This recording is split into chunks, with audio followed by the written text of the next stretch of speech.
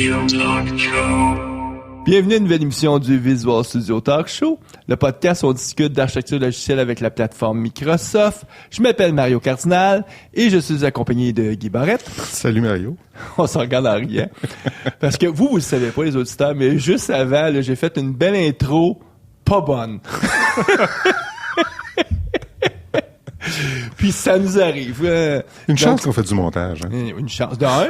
Puis en plus, ça a un gros avantage. Ça nous ramène au Québec, on dirait que ça nous ramène sur le plancher des vaches, c'est-à-dire que faut être humble. Faut reconnaître que l'erreur est humaine. Absolument. Guy, c'est l'été. Oui. Donc, contrairement à, tu sais, cet hiver, à tous les fois, on disait, il fait froid. Là, il fait encore froid. C'est vrai, en plus. On attend l'été. Non, mais maudit pays de fou.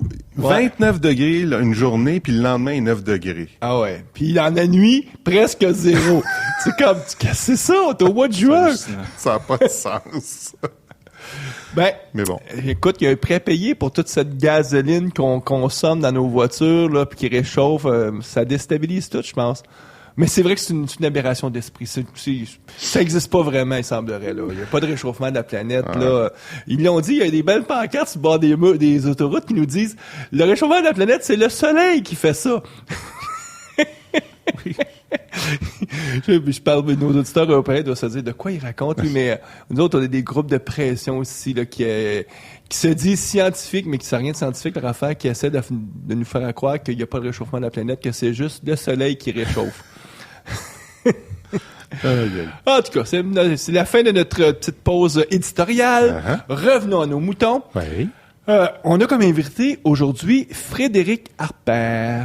Fred. Oui, Fred. Ben, merci de m'avoir invité à l'émission. Non, mais ton nom, c'est Frédéric, mais tout le monde t'appelle Fred. En tout cas, les gens qui connaissent bien, qui sont proches de toi. J'ai deux personnalités. Est-ce que ta mère t'appelle Fred aussi? Non, c'est à peu près mes parents, c'est les seuls gens qui m'appellent Frédéric. Ouais. Puis ils aiment pas Fred, mais ils savent que dans la vie, tout le monde m'appelle Fred. Mais comme je dis, j'ai une double personnalité. J'aime que les gens écrivent Frédéric Harper, mais que les gens m'appellent Fred. OK. C'est mon petit côté. Donc, puis quand t'es avec tes parents qui t'appellent Frédéric, t'es tout sage et tout ça, puis dès que tu sors, puis le monde dit Fred, tu deviens un party animal. Donc, exactement. Tu me connais un peu trop bien. Ça fait peur. Non, je dirais pas party animal, c'est pas le bon terme pour te décrire. T'es un être social. On pourrait dire ça. Donc, t'es vraiment plus quelqu'un qui va aimer rencontrer les gens, jaser, tout ça. Mais tu sais, t'es pas le genre là, à finir la soirée en dessous de la table, à avoir bu trop de bière. Là. C'est pas ton... Ça arrive quelquefois. Ça peut arriver, mais peut-être. c'est pas tout le temps. Rarement. Mais exactement comme toi, Mario. Ouais, hein. Moi aussi, j'aime ça. J'aime pas que j'aime consommer tant que ça de la bière, mais j'aime jaser avec le monde. Puis il y a certaines occasions où que la Switch... Guy doit parler mon party de 50 ans. C'était chez Microsoft, puis... J'étais pas là ce fois-là, j'en ai entendu parler. En tout cas, écoute... j'avais 50 ans pendant la semaine où est-ce qu'on était reçu chez Microsoft dans un party bar ouvert. Tout le monde me payait un drink. Je dis, ben oui, il faut même payer un drink, ça vous coûte rien. Puis tout le monde sait que j'aime beaucoup le cognac. Donc là, j'avais comme une 25 cognacs d'alignés. J'ai pas tout bu ça parce que je me serais jamais relevé le lendemain matin. Mais j'avais mal à la tête le lendemain. Oh! Ceci est la fin de ce court intermède. Ceci étant dit.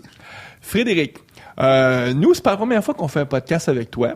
À l'époque, on en a fait quelques-uns quand tu étais chez Microsoft. Oui. Tu as été longtemps évangéliste. C'est-tu le terme que tu utilisais quand tu te présentais quand tu étais chez Microsoft? Oui, évangéliste technique ou évangéliste aux développeurs. Tu t'es jamais senti mal d'avoir le terme évangéliste, de t'appeler, d'avoir une identité d'évangéliste technique? Non. Au contraire, je sais qu'il y a beaucoup de mes collègues qui aiment pas ce terme-là, peu importe partout dans le monde. Conseiller, advocate. Puis non, moi, évangéliste, j'adore ça parce que c'est vrai qu'au bout de la ligne, quand on y pense, là, l'informatique, c'est religieux. À la limite, les gens ont leur... il y avait un keynote d'Apple aujourd'hui, t'as les fans, t'as les fanboys, des gens qui sont fans de Microsoft, des gens, des fois à l'extrême, des fois juste un peu. Fait que je trouve qu'il y a une religion derrière de ça. Et les gens qui ne connaissent pas ce type de rôle-là, c'est un icebreaker fantastique parce que les gens, qu'est-ce que tu fais dans la vie?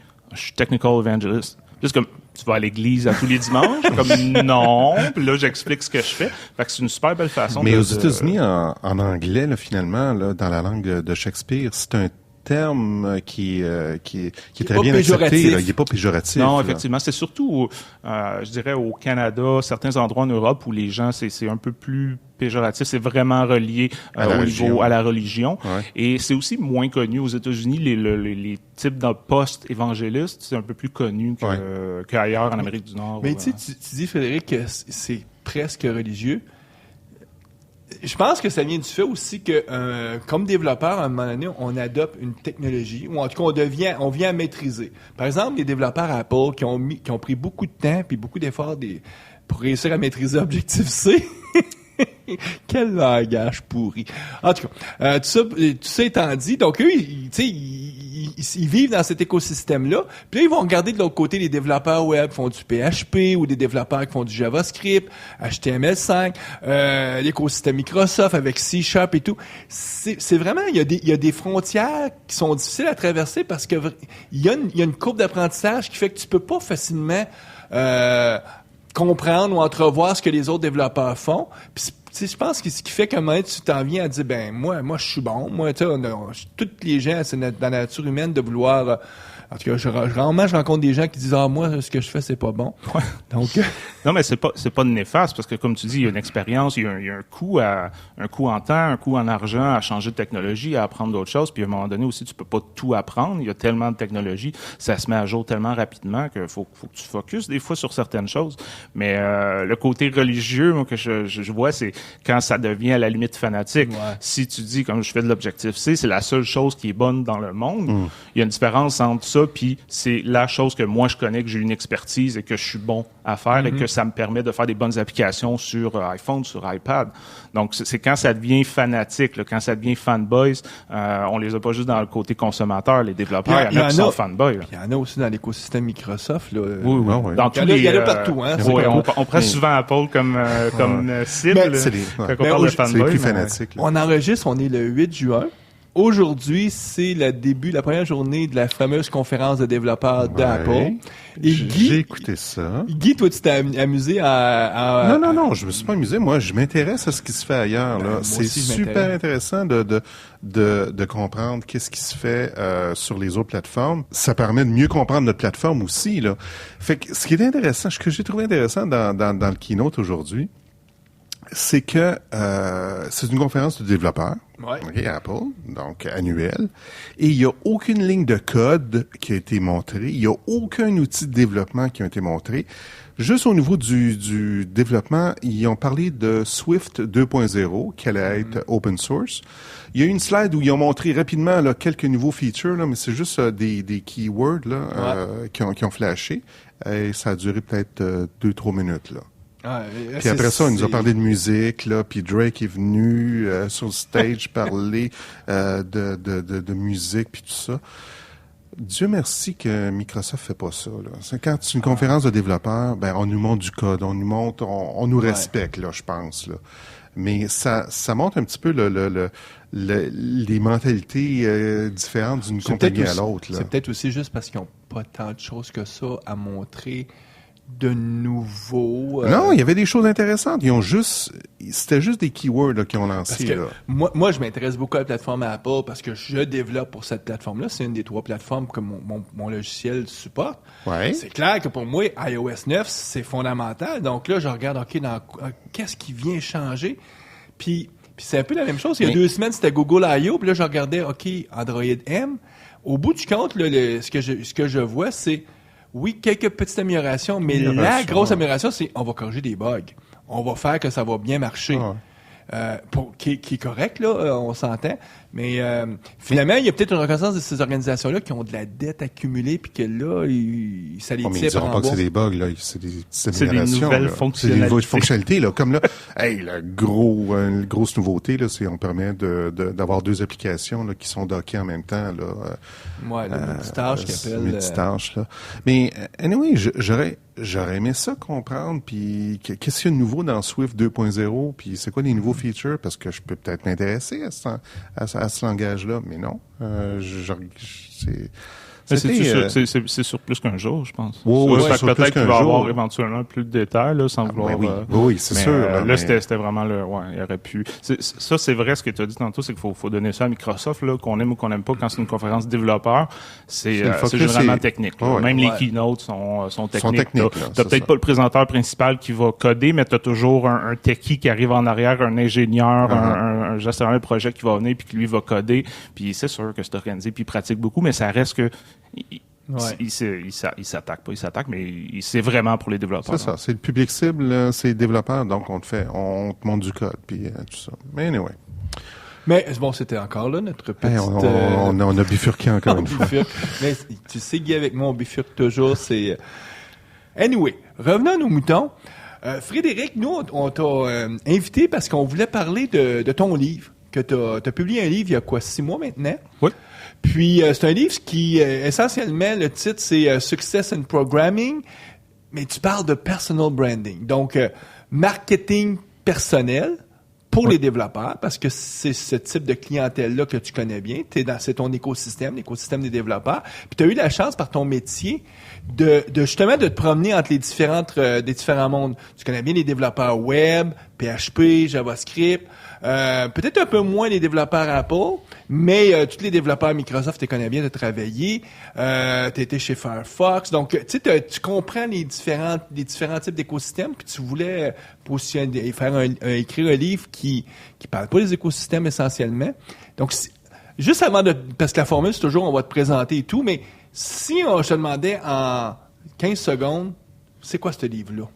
Ben, c'est le partage de mon expérience qui m'a permis de faire mon travail de rêve et de vraiment me lever le lundi puis avoir du plaisir. Donc, c'est partage l'expérience sur comment essayer de réaliser son rêve, que ce soit un meilleur emploi, travail de rêve, un meilleur salaire, de voyager pour son travail. Bref, tu as un but dans la vie au niveau carrière, comment tu peux y arriver peut-être plus facilement. Mais la marque personnelle, le personal branding, c'est un des outils qui va te permettre de faire ça.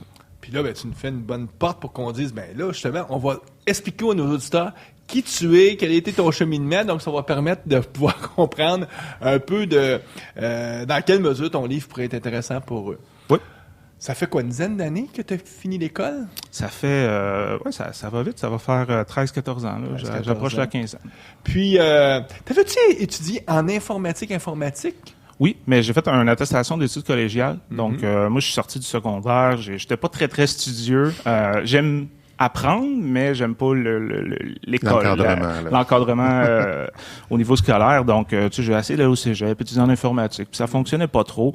Puis dans ce temps-là, c'était les années 2000. Puis j'essaie de trouver une job en programmation parce que je faisais un petit peu de scripting. Puis tu sais, je pense que je me débrouillais. Puis j'étais assez bon pour apprendre par moi-même. J'étais autodidacte. Mais c'était un moment qui était très contingenté. Il y avait énormément de développeurs puis presque plus de travail parce qu'il y a beaucoup d'entreprises qui fermaient après l'explosion là, du dot-com, la bulle, puis le bug de l'an 2000. Puis, fait que je pouvais pas me trouver d'emploi sans diplôme. Fait que je dis, je vais aller faire un cours 1 an.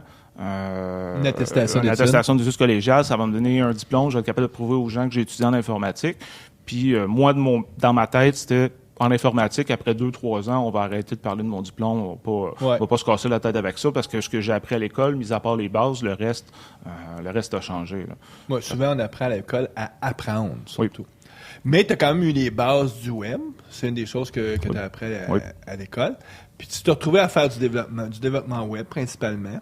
Oui, j'ai fait du standalone, du web. J'étais un peu jack of all trades. J'ai touché à plein de choses. Puis j'ai fait ça pendant une dizaine d'années. Développer, gérer des équipes, des projets. Puis t'es aussi quelqu'un t'as quand même une petite fibre entrepreneuriale. C'est pas dans le sens que tu vas démarrer des compagnies, mais tu vas démarrer des projets. Oui. Puis beaucoup des projets que tu as partis, c'est des blogs, donc en parallèle, tu as créé beaucoup de ces initiatives-là de collaboration puis de communauté. Oui, j'ai créé des podcasts audio, vidéo, j'ai créé des groupes d'utilisateurs qui certains roulent encore, des festivals à Montréal, des blogs aussi, j'aime beaucoup bloguer. Fait que j'avais cet aspect-là où j'ai une passion, puis j'aime partager ma passion, puis c'était des outils pour le faire, puis c'était aussi des outils pour dire la communauté m'a donné beaucoup, j'aimerais ça donner à la communauté.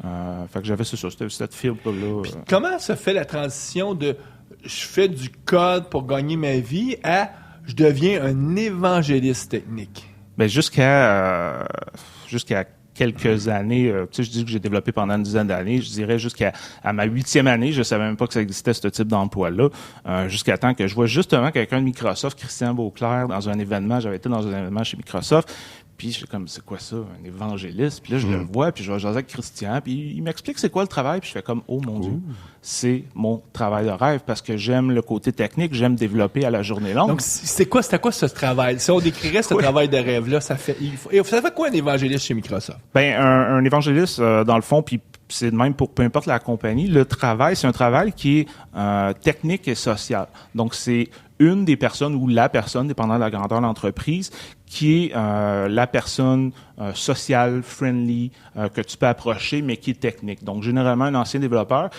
son travail va être en 3 étapes, je dirais. Plus juste les termes anglophones, donc vous pouvez me reprendre si je vais trop, mais c'est la première phase, moi, que je vois, c'est de créer de l'awareness. Donc, juste de faire du bruit, mais donc du bruit positif. De l'éveil, puis de dire, regardez, quelque chose existe, ou cette technologie-là, ou cette philosophie-là existe, puis de faire ça avec les développeurs, parce que c'est un évangéliste technique, donc le public cible, dans mon cas, moi, c'était des développeurs. Donc, éveiller les développeurs à, regardez, avec Microsoft, vous pouvez faire ça, en espérant que un des ça, la personne va dire, ah, ben, moi, ça m'intéresse. Ben, par exemple, moi, quand j'étais chez Microsoft, mon focus, c'était tout ce qui était open source, tout ce qui était interopérabilité. Donc, je pouvais dire, ben, regardez, PHP, oui, bon, ça n'a pas toujours été bon sur Windows, mais là, regardez, il y a eu un effort qui a été fait. Puis vous pouvez mettre PHP sur Windows Azure, puis vous pouvez avoir des VM sous Linux.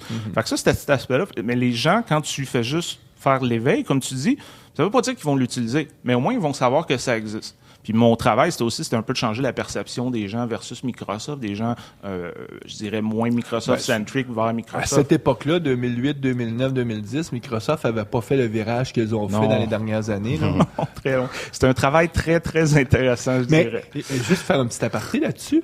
À quelque part, ton embauche chez Microsoft, c'était déjà les premiers balbutiements de tout ce virage-là qui s'est concrétisé, se cristallisé dans la dernière année. Toi, quand tu as vu ça, c'est arrivé cette année, tu as probablement fait comme, ben oui, c'est la suite logique parce que tu l'avais vécu ou entamé de l'intérieur. T'étais pas l'instigateur, mais... Non, mais moi, on m'avait engagé justement parce que j'avais pas un profil typique Microsoft, développeur Microsoft. Je venais des communautés plus open source, c'était ma philosophie des choses. Par contre, j'avais un aspect plus pragmatique, donc ça me permettait de faire un rôle dans ce genre-là, mais d'avoir la crédibilité quand je parlais. T'étais capable de dire, ben là, cette communauté-là, par exemple, les développeurs PHP, voici comment ils pensent, eux autres. Exactement. Donc, tu peux amener tout ce point de vue-là. Oui. Donc, premier élément d'un évangéliste, c'est qu'il va faire de l'awareness où il va éveiller les développeurs à différentes opportunités. Deuxième élément, c'est un peu plus poussé, mais c'est la partie éducation, où là, on va partir de l'éveil, puis on va aller un peu plus en profondeur. Puis ça se traduit... donc, on va montrer comment faire. Ça veut pas dire encore que les gens vont l'utiliser, mais ils vont peut-être assister à une présentation de 45 minutes, puis là, ils vont voir, je prends mon exemple de tantôt, mais comment c'est facile de mettre un blog de sur WordPress sur Windows Azure. Comment c'est facile de déployer une VM Linux. Donc, les gens vont savoir comment.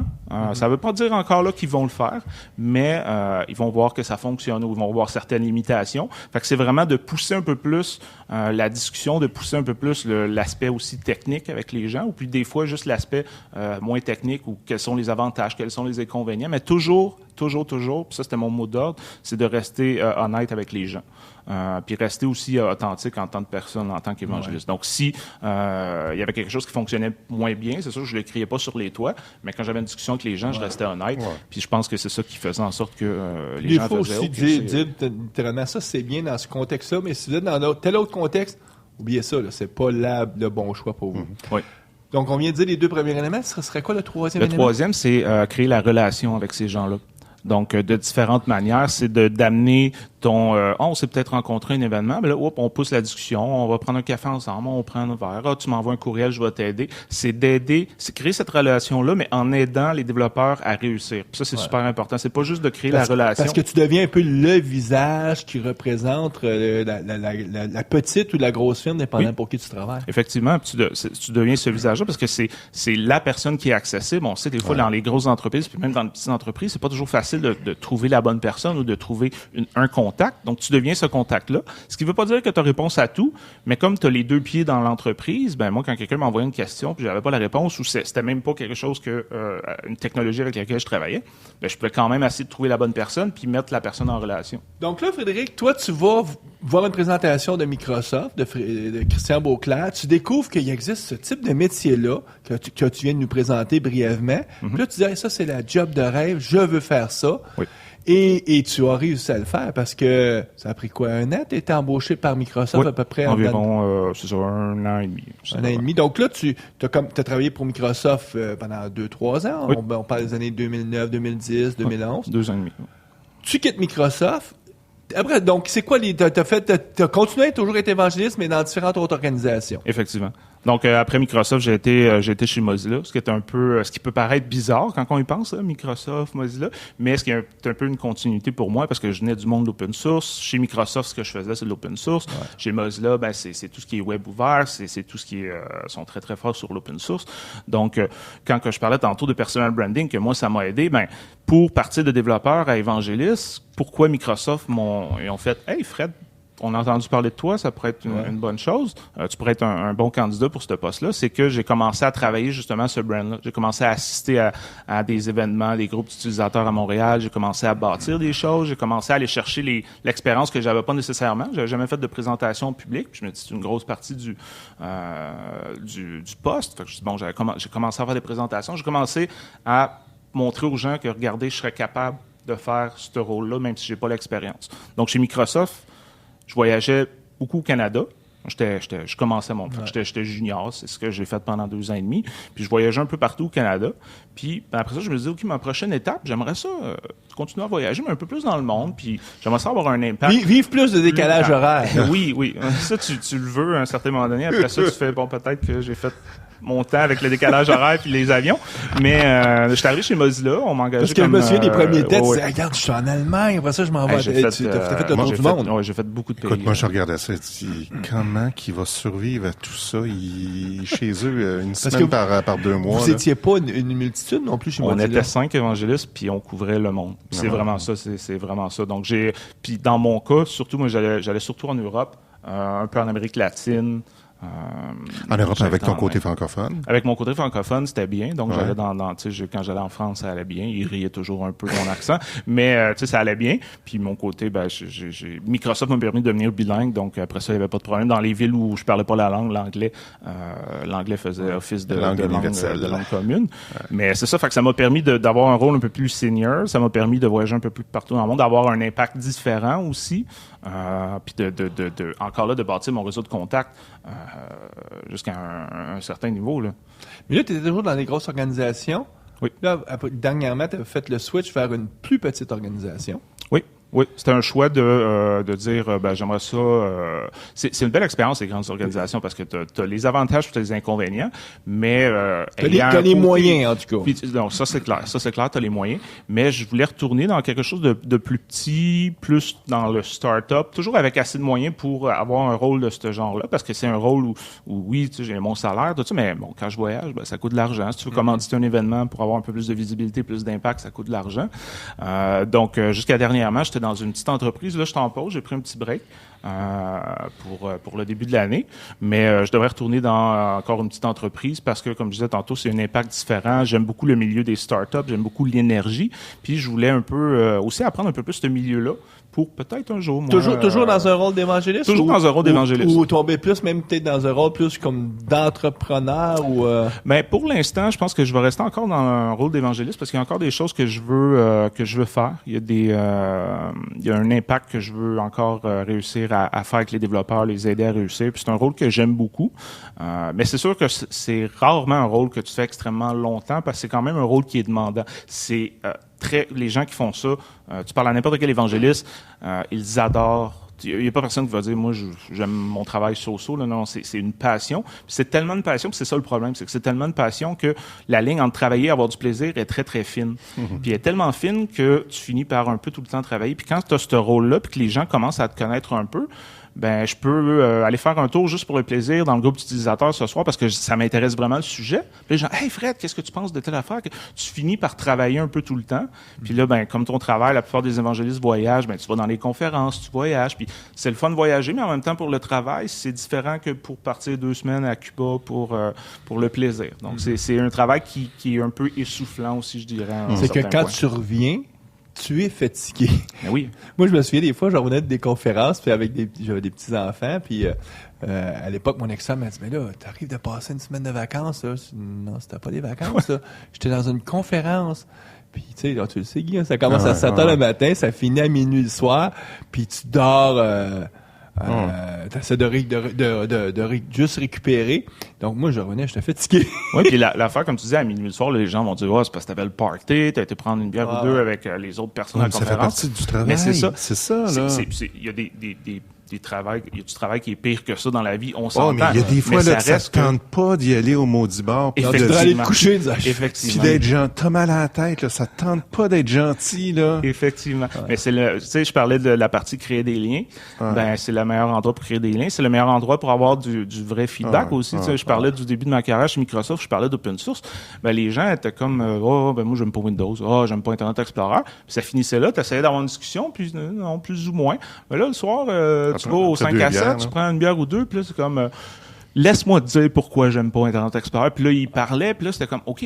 Ben là, ça t'a dégêné, tu vois que je vais pas te mordre si tu me dis que tu l'aimes pas. Moi non plus, dans cette discussion-là, j'étais dans une période de ma vie où j'étais comme, moi non plus, j'aime pas Internet Explorer. Les gens, c'est là que ça les dégênait, puis là, ils partaient. Ben, là, maintenant, tout le monde a le droit de pas aimer Internet Explorer parce que de toute façon, il n'existera plus. Il n'existe plus. Windows 10, c'est disparu. Hein? Avec le logo qui est pas du tout semblable. Pas du tout. Pas du tout. Mais c'est très bien pensé. Donc, les grands-mamans, les grands-papas, les autres vont penser que c'est la même affaire qu'il y avait avant. Parce que de toute façon, les autres, ils s'en préoccupaient pas vraiment. Ils voulaient juste avoir un navigateur. Puis les techies, ben, les autres, ils savent tous que c'est pas la même affaire. Ça fait, donc, il y a peut-être une stratégie derrière ça. Donc, personal branding. Ce qu'on traduirait par marketing personnel image de marque? Image de marque, marque personnelle. Marque personnelle, je pense que c'est le terme officiel. Mais tu sais, j'utilise, on ouvre la quote personal branding, on ferme les guillemets. J'aimerais ça que tu lises le titre au complet de ton bouquin, là, parce qu'il est quand même, il y a les deux termes là. On va mettre le lien sur notre page, mais oui, il est assez. Je tiens à dire que je l'ai pas choisi, mais en haut t'as un petit catchphrase là, c'est become a rockstar developer. Fait que là c'est comme ok, je peux devenir un rockstar, même si beaucoup de développeurs le mot rockstar c'est ok. Ouais. Mais c'est Success in Programming, donc ça c'est comme le titre principal. Puis le sous-titre c'est How to Gain Recognition, Power and Influence Through Personal Branding. Donc comment obtenir de la reconnaissance, de la puissance, de l'influence à travers une image de marque ou une marque personnelle. Oui, on y va pas. La marque personnelle étant soi-même. Oui, toi-même. Puis non, ça, on y va pas à moitié là. C'est important le personal branding. Mais au bout de la ligne, je l'aime. C'est juste que les gens me faisaient des blagues. On n'est pas capable de. On a le choix de tweeter le lien, le titre complet de ton livre, puis pas mettre de lien vers où l'acheter, ou on tronque le titre, puis on peut mettre un lien. Ça rentre pas dans un tweet. Là, j'étais comme Juste avant qu'on enregistre, on avait une discussion entre nous. Nous, Guy est pas d'accord avec nous, mais nous deux, on pense que l'image personnelle ou le personal branding, que c'est important pour n'importe quel habitant de cette planète, maintenant que de plus en plus tout se passe sur le web. Mais avant d'aller plus loin, on va définir c'est quoi. On va parler de c'est quoi avant de dire je suis d'accord ou je suis pas d'accord ou t'es d'accord puis. T'as raison, si on le définit bien, peut-être que ça va circonscrire la conversation. Définissons avant. Mais moi, je serais curieux d'entendre votre définition à vous. Avant. Okay. Qu'est-ce que vous pensez, Guy? Qu'est-ce que tu penses que personal branding, c'est ce qui est disponible sur toi sur le web, ce qui est affiché dans ton LinkedIn, sur ton blog, sur tout ce qui est disponible publiquement là, sur le web. Si je fais une recherche là, Guy Barrette sur le web, c'est quoi qu'on va retrouver? On va trouver des photos de moi sur Facebook ou est-ce qu'on va retrouver des blog posts sur ce qui m'intéresse, par exemple. OK. Mario? Moi, je dirais que le personal branding, c'est l'équivalent dans le monde virtuel de ce qui est toute mon apparence. Donc, comment je m'habille, comment, tu sais, là, j'ai une barbe, le look, mon sourire et tout. Donc, c'est toute cette image-là qu'absolument, en 15 secondes, on rencontre quelqu'un et on dit « je l'aime ou je l'aime pas, cette personne-là ». On a une perception. Ben c'est toute cette perception-là, quand on s'informe de qui est Mario Cardinal, puis qu'on utilise Google, puis que là, ça va-tu me dire, oups, si je tape Google, Mario Cardinal, puis qu'il n'y a rien qui sort, en tout cas, pour beaucoup de monde, on va faire comme, est-ce qu'il existe? Il n'a pas l'air d'exister, lui. Puis surtout, si tu es un informaticien, ça fait un peu bizarre. Peut-être que si tu es un plombier, puis que tu travailles pas du tout à rien avec le web, ça peut peut-être s'expliquer. Mais si tu es le moindrement impliqué avec l'Internet, faut que tu existes. Mm-hmm. Puis, comment tu existes? Si moi, je ne voudrais pas que le web, que l'image que les gens ont, que je suis quelqu'un avec une cravate, un habit, un tuxedo, c'est pas ça, Mario Cardinal, c'est autre chose. Donc, toute cette image-là, c'est mon branding sur lequel moi, j'ai travaillé aussi beaucoup là, dans les 15-20 dernières années. Là. Ben, vos définitions sont excellentes, les deux. Par contre, moi, je la limite pas au web. Mm-hmm. C'est sûr que la partie web est très, très importante, mais le personal branding, c'est qui tu es en personne, qui tu es sur le web et qui devrait être la même personne au bout de la ligne. Ouais. Fait que c'est vraiment qui tu es, c'est vraiment que relié à toi, professionnel, personnel, puis c'est vraiment ce qui va aussi, à un certain point, quand tu travailles ton branding, ce qui va te permettre de différencier des autres, ce qui va te permettre de t'associer aussi avec certaines choses, certains termes, certaines expertises, certaines façons de faire. Tu parlais tantôt d'habillement. Moi, je sais que quand je vais à une conférence, les gens font « Hey Fred, ceux qui me connaissent, quel t-shirt t'as aujourd'hui? » Parce que ça fait partie de mon branding. Les gens s'attendent à ce que j'ai un t-shirt spécial. Puis des fois, les gens sont comme « Ah, je l'ai déjà vu. » Parce que comme je suis désolé, je mets mon linge plus qu'une fois. Ou quand j'ai un nouveau t-shirt, c'est comme « Ah, c'est le fun. » Fait que c'est vraiment de l'essence, comme tu disais, de qui tu es, puis qui tu es at large. Mais ce que j'ai vraiment aimé aussi, ce que tu as dit, c'est la perception des autres. Donc, des fois, c'est puis là, faut rester avec ce que je vais dire, bear with me, là, mais c'est... des fois, c'est plus au niveau de ce que les gens perçoivent de toi que qui tu es réellement. Mais même, il y a des gens qui disent « Perception is everything ». Exactement. La perception, c'est ça qui souvent qui devient la réalité des autres. Oui. Pour les autres. Toi, t'as beau dire « Moi, je suis pas ça », mais c'est ça qu'ils perçoivent, c'est comme ça qu'ils vont... C'est ça l'identité que tu as pour eux, et que tu as beau te battre contre ça, donc pose-toi des questions, pourquoi ils te perçoivent comme ça? Ça peut être bon, puis ça peut être dangereux aussi. Moi, je me souviens, c'est drôle, la dernière fois que j'étais à San Francisco, je vais manger avec mon ancien patron de chez Mozilla. On parle de plusieurs choses, puis il dit « il dit Fred, il faut que je te dise quelque chose. » Et quand je t'ai passé en entrevue, là, je te trouvais plate. Peut-être pas de saveur, pas de couleur. Je trouvais que tu n'avais pas de personnalité. C'est ça, le mot qui existait. Puis là, il part à rire. Il dit, mon Dieu, il dit, t'es la personne qui a le plus de personnalité que je connaisse, qui a le plus de couleur, qui est la plus vivante. Mais c'est la perception qu'il y avait de moi. C'était pas moi. Je sais pas pourquoi. Puis on n'a pas réussi à trouver. Puis moi non plus, je comprenais pas pourquoi il a trouvé ça. Mais c'était sa perception de moi à ce moment-là. Et Dieu seul sait que maintenant, il sait que non, regarde, c'est pas ça. Mais j'aurais pu ne pas avoir l'emploi à cause de cette perception-là de moi. Puis en entrevue, t'as 15-20 minutes là, pour... Oui, c'est ça. T'as pas grand temps pour faire cette impression-là. Donc, la perception est très, très importante. C'est comment les autres te voient aussi. Puis des fois, ça va être disproportionné. Des fois, ça va être vrai, puis ça va être un autre exemple. Puis là, vous dites, je parle trop, vous savez, je parle beaucoup moi aussi. Là. On a une belle gang autour de la table. Ça peut faire un podcast assez intéressant. Mais moi, je me souviens quand j'ai fait ma première présentation, c'était à Podcam Montréal, il donnait la chance à des nouveaux de faire. Je fais une présentation sur les médias sociaux, c'était même pas technique, mais j'avais organisé un festival avec mes médias sociaux. Je voulais partager mon expérience. Mais quand j'ai eu fini mon talk, la première affaire que j'ai été faire sur Twitter, c'est j'ai rajouté Public Speaker. J'étais pas le meilleur public speaker sur la Terre, j'étais pas la personne qui avait le plus d'expérience, mais j'étais un public speaker. J'avais fait un talk. Premier talk que j'ai fait à l'extérieur du Canada. J'étais rendu un international public speaker. T'avais fait 35 km, t'avais traversé la frontière américaine et t'étais maintenant un international speaker. Est-ce que c'était vrai? C'était vrai. J'avais présenté dans plus d'un pays à l'extérieur. Puis c'est la perception que je voulais donner aux gens. Je mentais pas. C'est sûr que quand j'avais une discussion avec les gens puis qu'ils me disaient t'as parlé dans combien de pays? Je dis au Canada assez souvent. Puis une fois aux États-Unis, justement, c'était aux États-Unis. C'était mon premier. Puis dans notre cas, nous de Montréal, on peut aller à Burlington, qui est à peu près à une soixantaine de kilomètres. Donc, mais c'est vrai aussi en Europe. En Europe, tu fais 100 km et tu peux changer facilement de pays aussi. Ouais. Fait que c'était la perception des gens à ce point-là de dire « Hey, Fred, il présente partout, c'est un international speaker. » Puis c'était vrai, mais le partout n'était pas nécessairement vrai. Puis là, quand j'avais des discussions, tu es honnête avec les gens, mais c'est la perception des gens. C'est vraiment la perception. Mais c'est surtout d'avoir une vision d'où est-ce qu'on veut aller aussi. Parce que si tu fais ça, c'est parce que sinon, moi, je veux en faire de plus en plus des conférences internationales. Donc, parce que si ça t'intéresse pas, tu n'iras pas mettre international. Tu vas dire, ben regarde, moi, je veux pas voyager, je veux pas.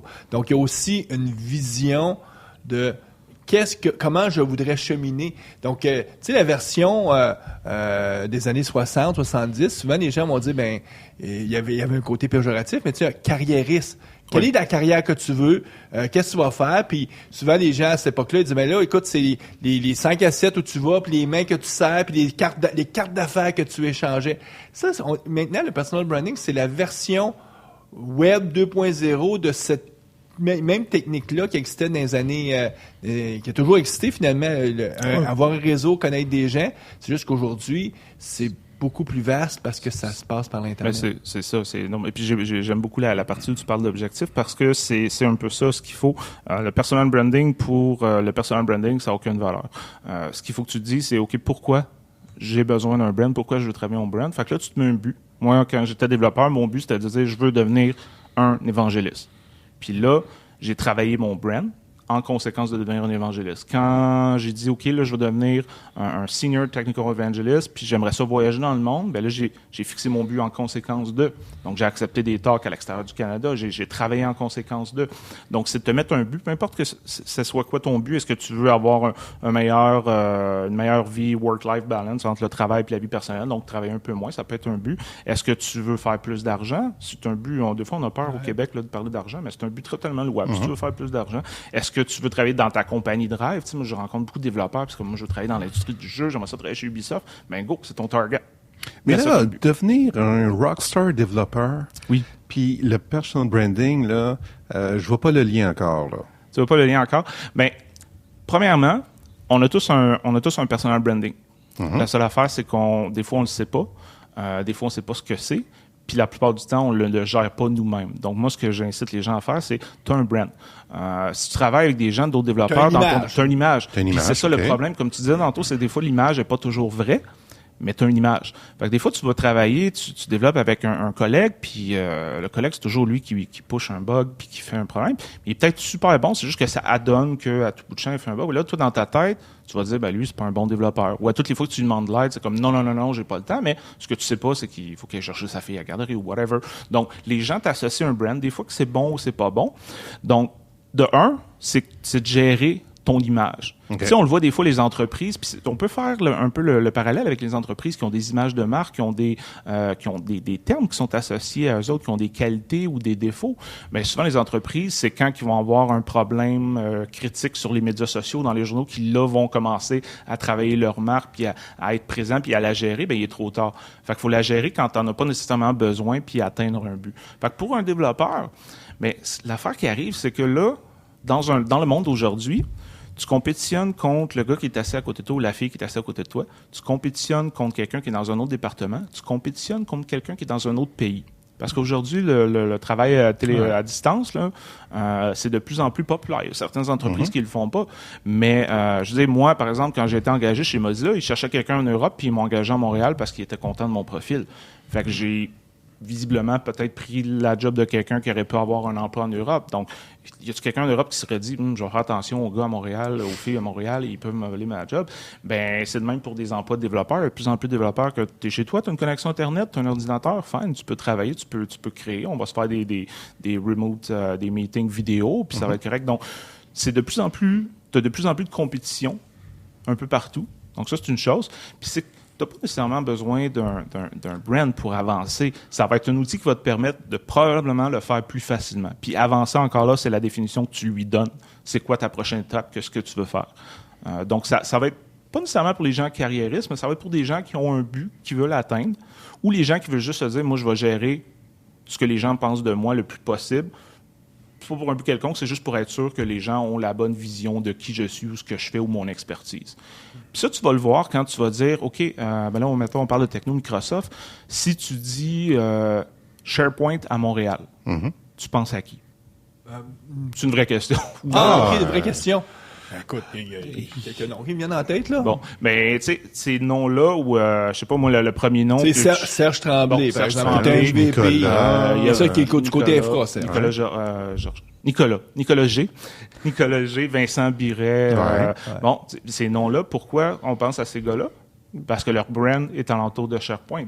Si tu dis Windows Azure, on va faire tu sais, Guy, le nom mais il n'y a pas juste ça, là. Le brand, c'est parce qu'on n'a pas expliqué encore comment on réussit à faire ce branding-là. On a parlé du branding, mais dans le cas des personnes qu'on vient de parler, ben là, ils font partie d'un groupe d'utilisateurs, ils font des présentations, ils s'affichent, ils font des blogs. Il y a plusieurs façons. C'est ça. Il y a plusieurs façons de travailler ton brand. T'en as nommé plusieurs. Un blog, moi, je trouve ça super important. Ça te permet de partager ton expertise.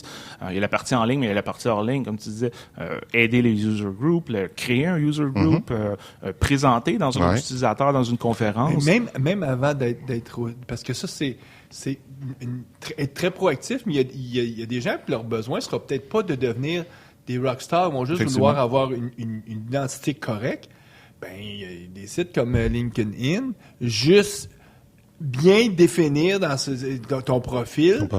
Ça permet rapidement aux gens de savoir, voici ce qu'il sait faire, voici qui il est, voici où il a travaillé.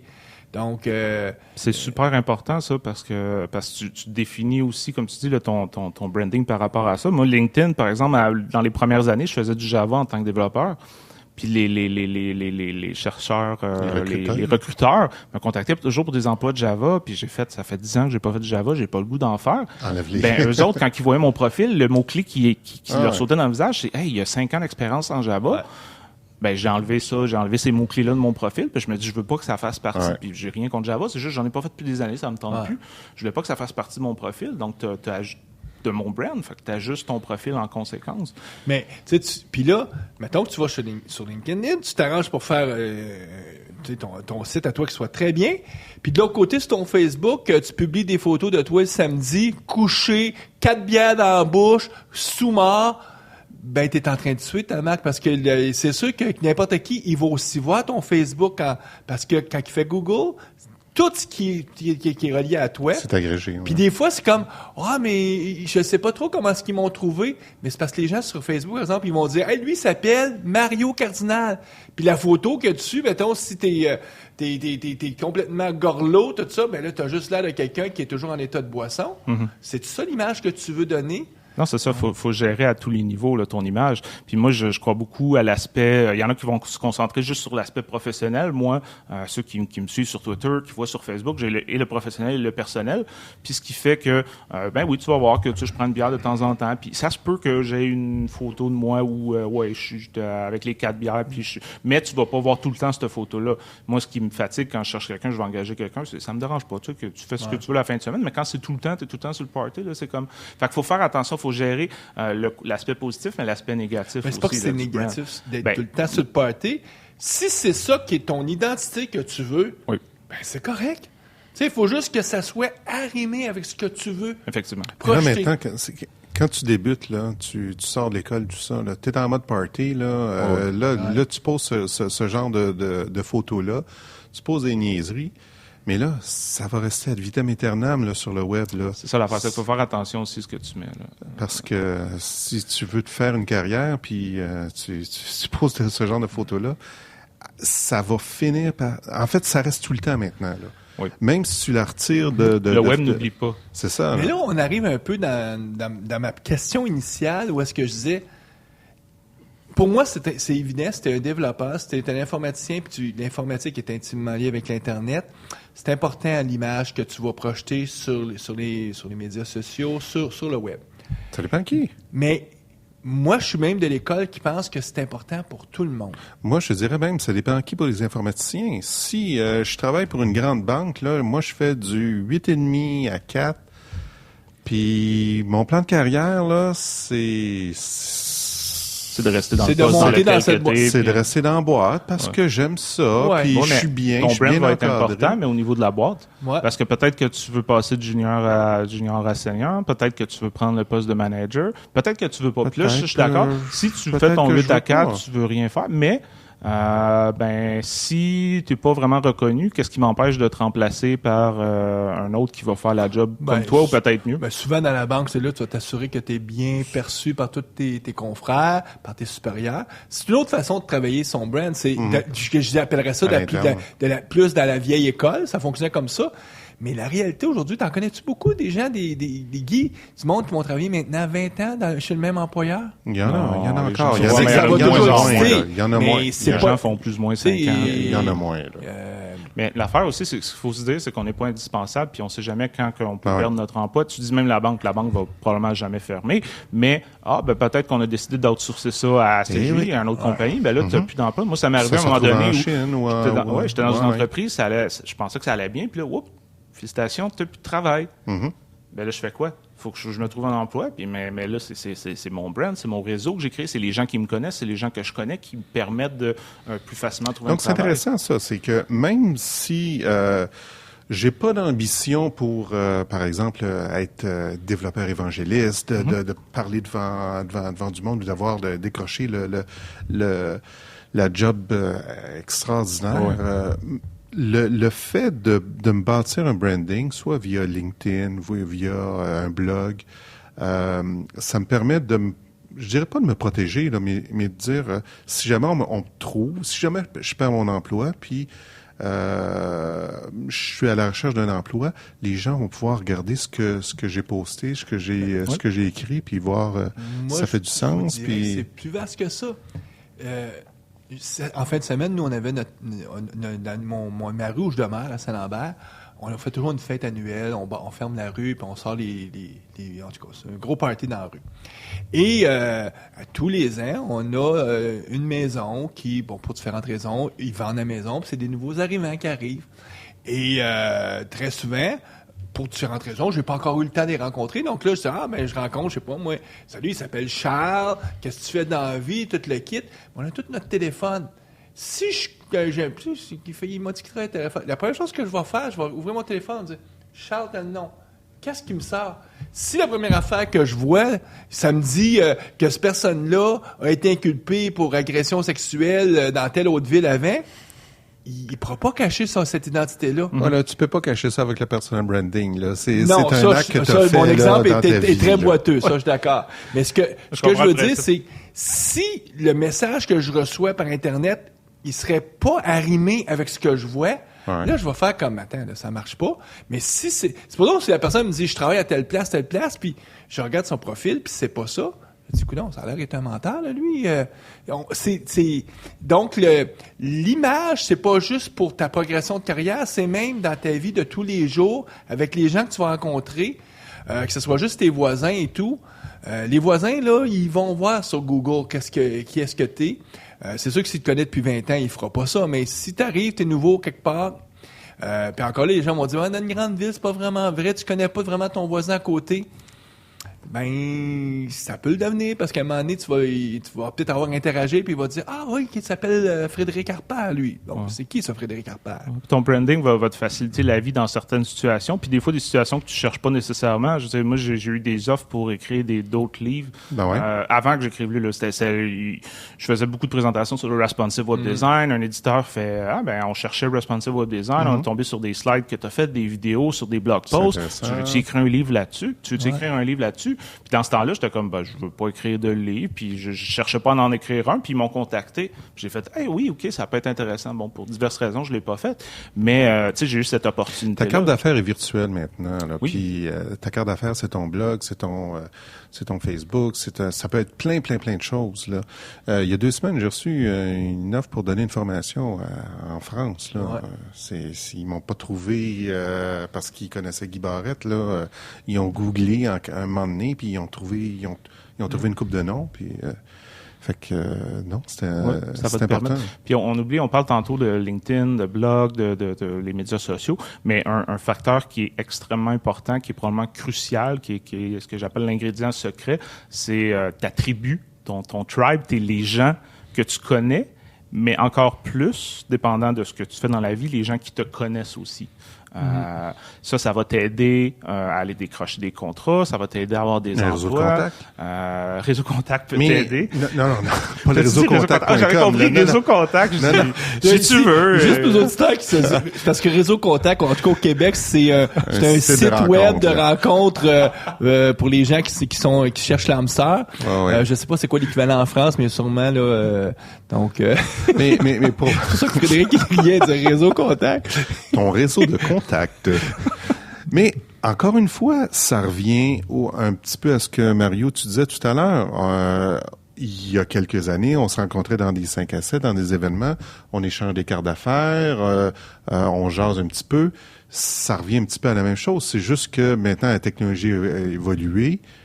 Le personal branding évolue aussi. Là. Oui, mais ton impact va être plus grand. Écoute, moi, puis des fois, c'est même quand tu connais pas les gens, j'ai été à mon compte pendant 1 an avant que Microsoft m'approche, puis je fasse OK, non, je vais laisser aller à mon compte, je vais prendre le poste. J'avais des offres, je faisais du développement d'applications mobiles, entre autres développement d'applications web, puis j'ai des potentiels clients qui arrivaient par Twitter que je ne connaissais pas, puis des fois, c'est quelqu'un sur Twitter qui disait « Hey, F. Harper, il vient de se partir à son compte, il offre du développement d'iOS ou dans le temps, je faisais BlackBerry, Windows Mobile, dans le temps, ça fait quelques temps. Et puis la personne était comme, tu devrais faire affaire avec lui, là, il est super bon. Ouais. Mais cette personne-là, je la connaissais pas en personne. Ouais. Je n'avais jamais travaillé avec. J'aurais pu être le pire développeur sur la Terre, mais l'image que je dégageais, c'est il doit être bon. Fait que j'ai quelqu'un que je connaissais pas, qui mettait en relation avec quelqu'un que je connaissais pas, qui était un potentiel client. Donc ça, c'est quelque chose que l'Internet, que le branding permet. Puis encore là, comme je disais tantôt, c'est la perception. Cette personne-là, j'ai jamais travaillé avec, j'ai jamais montré du code, je faisais pas de présentation dans ce temps-là. Fait que, comme je te dis, je pouvais être le pire développeur sur la Terre, mais les gens pensaient Mais ce qui est fabuleux maintenant, c'est que le Web 2.0 puis le Web 3.0, je sais pas si on peut utiliser cette expression-là, mais que tout ce qu'on appelle maintenant le social coding, donc le codage social. Donc, je pense entre autres à GitHub, qui est où est-ce que tu peux vraiment déposer ton code source. Des sites de questions-réponses comme Stack Overflow, où tu es capable de voir, lui, il a un bon profil, il a tant de points.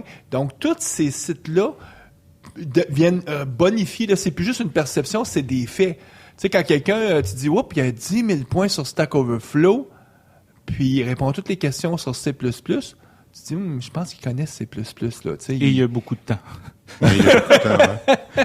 À une certaine époque, tu avais la certification.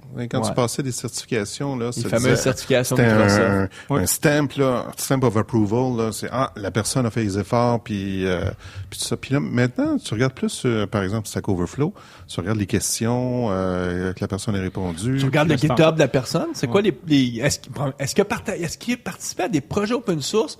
Y a-tu réussi à faire des pulls, tu sais, faire du code, y a-tu publié du code qui était accepté? Tu sais, un programmeur, je sais pas, moi, il dit, moi, je fais du C++, puis j'ai déjà réussi à faire des pull requests sur Linux, puis j'ai du code à moi qui est dans Linux. Tu le regardes, tu te dis, ça veut dire qu'il y a du code. Linux Torvald l'a analysé, puis il a dit, ça va à peine, je vais le prendre. Il doit pas être si mauvais que ça, le gars. Là, c'est des outils. Les certifications, ça dépend des entreprises, c'est encore bon, c'est encore très valide, mais là, c'est parce que tu as beaucoup plus d'autres outils qui sont peut-être un peu moins officiels. Mais c'est sûr que moi, je suggère aux gens, là, quand tu appliques pour un travail, si tu as un profil sur GitHub, envoie le lien. Si tu as des trucs, si tu as des repositories qui sont publics, Stack Overflow, utilise-les, c'est un outil. Moi, quand j'applique... SlideShare, les présentations que tu fais. Quand j'applique pour un emploi d'évangéliste, quand quelqu'un me contacte pour un emploi d'évangéliste, j'envoie mon profil SlideShare. Tu vois les slides, tu vois la qualité du matériel visuel que je fais. J'envoie mon profil YouTube parce que j'enregistre la plupart de mes talks. Fait que là, tu es capable d'écouter mes talks, tu es capable de voir comment je présente. J'envoie mon blog. Je dis, va voir sur mon blog, là, je suis quelqu'un qui est assez direct et transparent, puis il y a l'affaire, en plus, c'est que mon blog est pas très technique, c'est beaucoup plus personnel, mais on va travailler ensemble, ça implique une phase personnelle. Mon travail implique une phase personnelle. Va voir, puis j'ai rien à cacher, puis tu vas avoir une très bonne idée de moi. Tu sais, je parlais tantôt, mon blog m'a offert des opportunités, ça m'a offert des présentations, de pouvoir présenter dans des conférences, ça m'a offert des emplois, des gens qui m'ont trouvé par mon blog ou sur LinkedIn, puis qui ont fait « Hey, Fred, on va t'engager, t'as un profil intéressant. » Fait que ces outils-là sont super importants pour bonifier ce brand-là, pour travailler ce brand-là.